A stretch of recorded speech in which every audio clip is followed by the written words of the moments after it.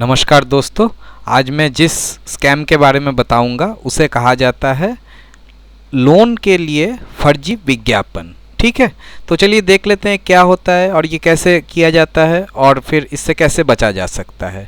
तो देखिए, सबसे पहले क्या होता है कि जो ठगी करने वाले लोग होते हैं वह नकली विज्ञापन देते हैं पर्सनल लोन का। कहाँ पे देते हैं? ये समाचार पत्र में भी हो सकता है, दीवारों पे पोस्टर भी हो सकता है, या फिर समाचार पत्र के अंदर जो लीफलेट रहता है उस पे भी हो सकता है, कहीं पे भी हो सकता है, ऑनलाइन भी हो सकता है। ठीक है, तो ये जो नकली विज्ञापन होता है, इस नकली विज्ञापन में क्या रहता है, इसमें ये लोग ऐसे लिखते हैं कि देखिए आपको बहुत कम ब्याज दर पे हम दे रहे हैं लोन, या फिर आपको बहुत ही आसान रीपेमेंट ऑप्शन का ऑफ़र दिया जाता है, या फिर ऐसा भी लिख देते हैं कि देखिए कोई कोलैटरल या सिक्योरिटी कवर किसी का ज़रूरत नहीं है। तो ऐसा लिख के वह जो नकली विज्ञापन होता है वह ये लोग इशू करते हैं।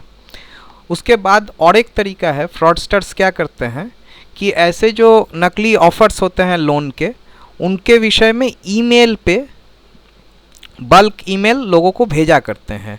तो इससे होता है क्या, और वहाँ पे ये भी लिख देते हैं कि आप हमसे संपर्क करें तो आपको ऐसे ऐसे ऑफ़र्स पे आपको लोन मिल जाएगा। तो यहाँ पे ये लोग जो फर्जीवाड़ा करते हैं, देखिए आपकी जो विश्वसनीयता है वह कैसे बढ़ती है। आप अपने आप को किसी बड़े आदमी के साथ अगर एसोसिएट कर पाएँ तभी बढ़ती है। तो ये लोग भी वही तरीका अपनाते हैं कि जैसे कोई मान लीजिए बैंक हो गया या एनबीएफसी हो गया, तो इसके कोई जो सीनियर ऑफिसर्स हैं उनका जो ईमेल आईडी जैसे दिखता है वैसे ही मतलब कि दिखने वाला एक ईमेल आईडी ये लोग अपना बनाते हैं, ताकि जिसको ये मेल भेज रहे हैं वह ऐसे मेलों पे विश्वास कर पाए। ठीक है, तो आपका विश्वास जीतने के लिए ये लोग एक फर्जी ईमेल आईडी जो कि किसी सीनियर ऑफिसर बैंक या एनबीएफसी का जिसके साथ सिमिलरिटी आ जाता है वैसे एक ईमेल भेज देते हैं। और एक तरीका क्या ये लोग करते हैं, ये जो फ्रॉडस्टर्स होते हैं ये फेक वेबसाइट्स बनाते हैं, और ऐसे ऐसे ये लोग प्रोग्रामिंग टेक्निक्स अडॉप्ट करते हैं जिससे आप जब मान लीजिए सर्च इंजन जैसे मान लीजिए गूगल हो गया, बिंग हो गया, तो ये सब सर्च इंजन में जब भी आप जाके मान लीजिए लोन के बारे में कोई इन्फॉर्मेशन ढूंढ रहे होते हैं तो वहाँ पे आपको ये सब जो लिंक्स है मतलब कि फर्जी लोन का, तो वहाँ पे आपको ये सब लिंक शो करेगा। तो क्यों करता है, क्योंकि मान लीजिए आप वहाँ पे कोई लिंक देख लिए तो आप उसको क्लिक किए, अब आप उसके चंगुल में पड़ सकते हैं। तो यही 3 तरीका ये लोग ज़्यादातर यूज़ करता है। एक है कि फेक एडवर्टाइजमेंट दे दिया, दूसरा है कि फेक ईमेल्स भेजना शुरू कर दिए, या फिर फेक वेबसाइट लिंक्स। तो ठीक है, तो ये तो फ्रॉडस्टर्स क्या करते हैं। अब इसके बाद क्या होता है, इसके बाद मान लीजिए किसी व्यक्ति ने इन लोगों पे विश्वास कर लिया, तो वो क्या होता है, वह इस फ्रॉडस्टर को अप्रोच करता है। ऑनलाइन भी अप्रोच कर सकता है या फिर फिज़िकली अप्रोच करता है। ठीक है, तो वहाँ पे जब भी ये जो बोरोवर है ये भोला भाला इंसान है, ये फ्रॉडस्टर को अप्रोच कर रहा है, तो फ्रॉडस्टर क्या करता है कि इस आदमी को तो ज़्यादा जानकारी है नहीं, जो पैसे बोरो करना चाहता है, जो उधार लेना चाहता है, तो उसको बेवकूफ़ बनाता है कि अपफ्रंट चार्जेस लगेंगे, प्रोसेसिंग फ़ी लगेगा, जीएसटी लगेगा, इंटरसिटी चार्ज लगेगा, एडवांस ईएमआई लगेगा, और भी पता नहीं, और भी मतलब जितना मतलब कि मनुष्य के दिमाग में बहानाबाजी हो सकता है वो लोग बहानाबाजी बनाएगा कि इसके लिए आपको पैसे देने हैं तभी आपका लोन सैंक्शन हो जाएगा। एक बार मान लीजिए किसी व्यक्ति ने गलती से ये सब सुन के पैसा अगर मान लीजिए इन लोगों को दे दिया, अर्थात जो बोरोवर होने वाला है वह किसी फ्रॉडस्टर को पैसा दे दिया, तो वो फ्रॉडस्टर ये जो पैसा उसको मिलता है ये उसको लेके भाग जाता है और लोन तो कभी देता नहीं है। तो इससे बचा कैसे जाए? तो देखिए, अभी तक अगर आपने चैनल को सब्सक्राइब नहीं किया तो प्लीज़ चैनल को सब्सक्राइब कर दीजिए।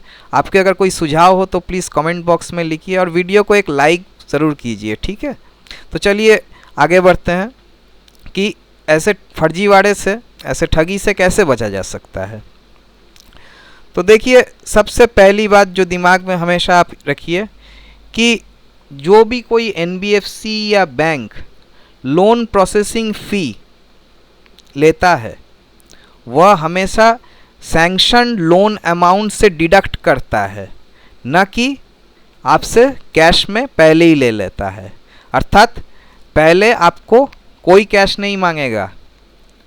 अगर मान लीजिए कोई लोन प्रोसेसिंग फ़ी चार्ज करना है तो बैंक आपको जो लोन देगा उसी से वह डिडक्ट करके फिर आपको बाकी पैसे लोन में देगा। ठीक है।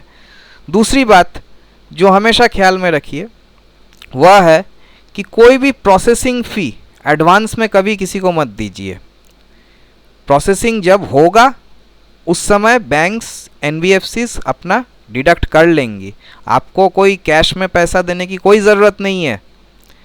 और तीसरी बात, जो जैसे ऑनलाइन में भी ये सब फर्जीवाड़ा बहुत होता है, इसलिए देखिए ऑनलाइन में जब भी आप किसी भी तरह का कोई भी ट्रांजैक्शन आई एम सॉरी किसी भी तरीके का कोई भी ट्रांजैक्शन करने जा रहे हैं तो अपने जो वित्तीय जानकारी है, गोपनीय जानकारी है, तो ये सब तभी दीजिए जब आपको पूरी तरह से अच्छी तरह से जांच पड़ताल करके मालूम है कि आप जिस वेबसाइट पे अपना ये डिटेल डाल रहे हैं वह सही वेबसाइट है, एक एनबीएफसी का सही वेबसाइट है या फिर बैंक का सही वेबसाइट है जो जेन्युइन है।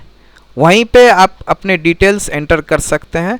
बाकी जगह कहीं पे भी अपनी वित्तीय गोपनीय जानकारी कहीं पे भी मत दीजिए। और देखिए, ये सब जो लो इंटरेस्ट रेट, इजी ईएमआई, ये सब के झांसे में मत पड़िए कभी। ठीक है, तो इससे हमेशा बचा कीजिए।